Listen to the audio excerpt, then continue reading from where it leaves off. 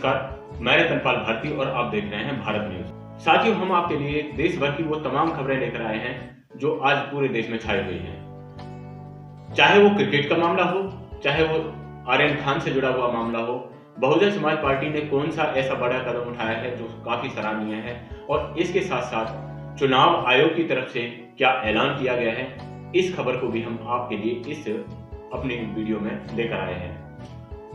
इसलिए आपसे गुजारिश है कि आप हमारे साथ इस वीडियो में अंत तक बने रहें, और आपने अभी तक इस चैनल को सब्सक्राइब नहीं किया है तो इसे सब्सक्राइब करें, ज्यादा से ज्यादा वीडियो को लाइक करके इसे शेयर करें। तो साथियों, चलिए बात करते हैं उन तमाम बड़ी खबरों की तरफ।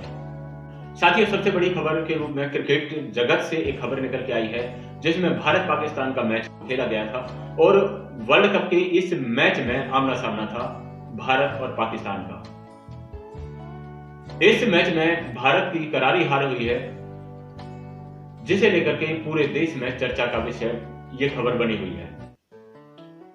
कुछ लोग इसे भारत पाकिस्तान के एंगल से देख रहे हैं, कुछ इसे हिंदू मुसलमान के एंगल से देख रहे हैं, कुछ लोग इसे भारत की करारी हार के रूप में देख रहे हैं। लेकिन हमारा मानना है कि भारत पाकिस्तान या किसी भी दूसरे एंगल से इस खबर को देखने की आवश्यकता नहीं है, क्योंकि क्रिकेट संभावना से जुड़ा हुआ खेल है, और इसमें संभावना किसी के लिए जीत है तो किसी के लिए हार है।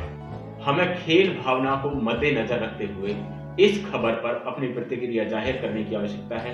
हमें नहीं चाहिए कि हम अपने देश के अंदर किसी तरह का सामाजिक सौहार्द बिगाड़ें। इसी के साथ बहुजन समाज पार्टी की तरफ से एक बहुत बड़ी खबर निकल के आई है। बहुजन समाज पार्टी की मुखिया मायावती जी ने चुनाव आयोग को ज्ञापन सौंपा है, जिसमें उन्होंने कहा है कि किसी भी टीवी चैनल को यह अधिकार नहीं होना चाहिए कि चुनाव से 6 महीने पहले तक वो किसी भी तरह का एग्जिट पोल सर्वे दिखा सकें। इससे देश के चुनावों पर फर्क पड़ता है, और इसके साथ साथ देश की जनता को गुमराह करने में उन लोगों को सहयोग मिलता है जो इस देश की सत्ता में काबिज होते हैं।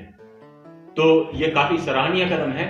इस तरह के सर्वे पोल से पहले नहीं दिखाए जाने चाहिए। इसी के साथ हम आपको बता दें कि कांग्रेस पार्टी ने यूपी के अंदर अपना चुनावी घोषणा पत्र जारी कर दिया है। अपने चुनावी घोषणा पत्र में कांग्रेस ने कहा है कि अगर कांग्रेस उत्तर प्रदेश के अंदर सत्ता में आती है तो वो किसानों का कर्जा माफ करेंगी। दूसरे नंबर पर चुनाव के दौरान 40% महिलाओं के लिए हिस्सेदारी का उन्होंने ऐलान किया है। इसी के साथ साथ 20 लाख लोगों को रोजगार देने की बात भी कांग्रेस ने अपने इस घोषणा पत्र में जारी की है।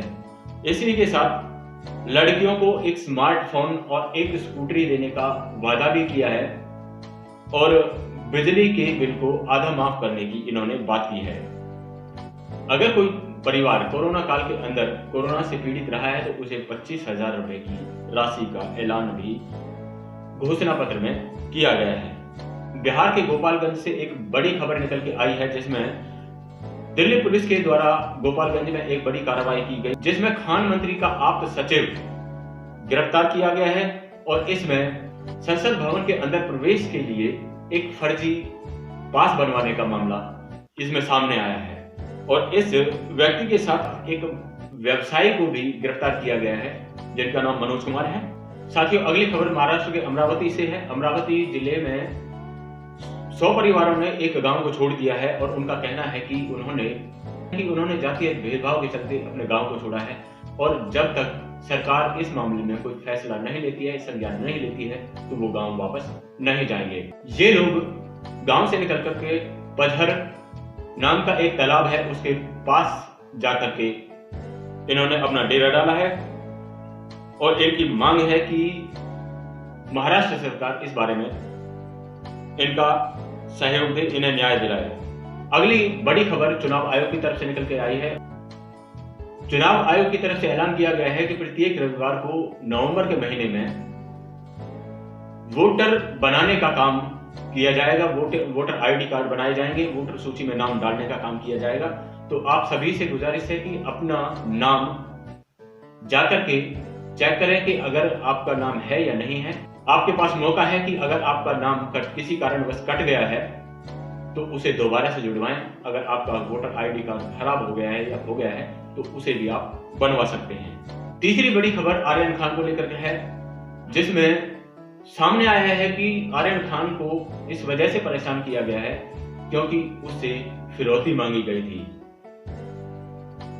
ड्रग्स का मामला यहां पर नहीं आता है, बल्कि 25 करोड़ रुपए की फिरौती का मामला यहां सामने आया है। अगली बड़ी खबर पंजाब की तरफ से निकल के आई है। पंजाब के सभी जिला अधिकारियों को मुख्यमंत्री की तरफ से आदेश दिया गया है कि मंडियों में किसानों को किसी भी तरह से परेशानी का सामना नहीं करना पड़े, इसके लिए उचित कार्यवाही की जरूरत है। तो पूरी तरह से प्रशासन को मुस्तैद रहना है। अर्जुन मेघवंशी ने मायावती जी और चंद्रशेखर आजाद को लेकर के एक बड़ी बात कही है। उन्होंने कहा है कि जिस दिन ये ऐलान करेंगे कि बीएसपी और एएसपी एक हैं, उसी दिन से चोर थर थर कांपने लगेंगे, अन्यथा तुम्हारा और हमारा कोई अस्तित्व नहीं। बाबा साहब के विचारों से दूर मत जाओ, संगठन में ही शक्ति है, आपस में लड़ने से बेहतर है एक मजबूत गठबंधन बना लो, दोनों को साथ एक मंच पर आना चाहिए, समय की यही मांग है। एक और बड़ी खबर निकल के आई है, एक अखबार की कटिंग किसी आदमी ने हमें भेजी है, जिसमें कहा गया है कि डिप्टी कलेक्टर ने संविधान को साक्षी मानकर रचाई शादी। बहुत बड़ी बात है कि लोग संविधान के प्रति जागरूक हो रहे हैं और अपने कर्तव्यों को उस तरह से निभा रहे हैं जो संविधान कहता है। संविधान के प्रति आस्था रखते हुए लोग शादियां रचा रहे हैं। अंधविश्वास के लिए अब लोगों के दिलों में जगह कम होती जा रही है। पिछले दिनों अखबारों में एक खबर आई थी, जिसमें योगी आदित्यनाथ की तरफ से कहा गया था कि छुआछूत का भाव हम पर मुगलों ने थोपा है। कमलेश सिंह इस बारे में लिखते हैं, सही है, सीएम आवास को गंगाजल से मुगलों ने धुलवाया था, एकलव्य का अंगूठा मुगलों ने काटा था, मनुस्मृति हुमायूं ने लिखा था, आदि पुरुष के पैरों से शूद्र की उत्पत्ति औरंगजेब ने बताई थी, ढोल गमार शूद्र पशु नारी अकबर ने लिखा होगा। तो इस तरह की बातें लोग कर रहे हैं। मोहम्मद गरीब नवाज लिखते हैं,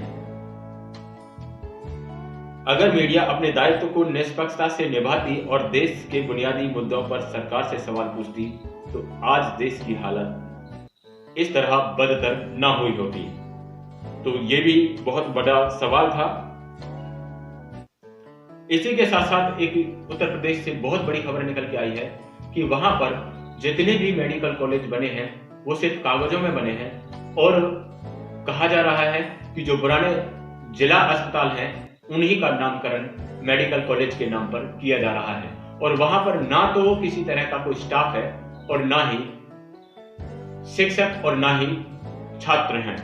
मंडल आर्मी के चीफ अनिरुद्ध सिंह विद्रोही की तरफ से बयान आया है कि 26 अक्टूबर सुबह 10 बजे से लेकर के 28 अक्टूबर 2021 की शाम 5 बजे तक एक 3 दिवसीय प्रदर्शन जंतर मंतर पर किया जाएगा, जिसमें जाति आधारित जनसंख्या के लिए मांग की जाएगी और यह बहुत बड़ा प्रोटेस्ट कॉल होगा।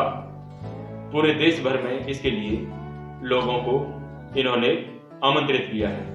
बहुजन समाज पार्टी की राष्ट्रीय अध्यक्ष मायावती जी की तरफ से ट्वीट किया गया है कि यूपी सरकार द्वारा कोरोना से मृतक लोगों के परिवार को आर्थिक सहायता देने का फैसला बहुत देरी से लिया गया है, जो काफी पहले ही लेकर इनको न्याय समय से दे दिया जाना चाहिए था, लेकिन उन्हें अब यह मदद बहुत जल्द ही मिल जानी चाहिए। बीएसपी की यही मांग है।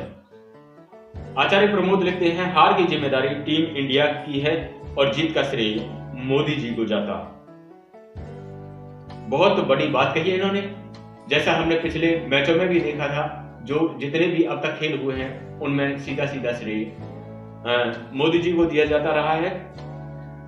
ट्राइबल आर्मी की तरफ से कहा गया है कि इंडियन क्रिकेट टीम में कोई SC/ST खिलाड़ी नहीं था, नहीं तो कुछ सवर्ण लोग आरक्षण का रोने लगते और कहते कि आरक्षण की वजह से हार गए, वरना हमारी ही जीत होती। तो ये बहुत बड़ा सवाल है जो उठना लाजमी है, क्योंकि हमने पिछले समय में देखा है, हमने पिछले दिनों देखा था जब महिला हॉकी टीम मैच हार गई थी तो उसकी कप्तान के घर कुछ जातिवादी लोगों ने जाकर के गालियां गलौज की और उनके परिवार को हानि पहुंचाने का प्रयास किया था। इसी के साथ एक बहुत बड़ी खबर निकल के आई है कि भाजपा के बहुत सारे कार्यकर्ता भाजपा को छोड़ करके बहुजन समाज पार्टी में शामिल हो रहे हैं। इससे बहुजन समाज पार्टी के जनाधार को मजबूती मिलने के आसार बढ़ते हुए दिखाई दे रहे हैं। तो आप लोगों की इन खबरों के विषय में क्या प्रतिक्रिया है, कमेंट्स बॉक्स में जरूर भेजें। इसी के साथ अगर आपने अभी तक इस चैनल को सब्सक्राइब नहीं किया तो सब्सक्राइब करें, वीडियो को लाइक करें और ज्यादा से ज्यादा शेयर करें। अगली वीडियो में आपसे फिर से मुलाकात होगी, तब तक के लिए नमस्कार।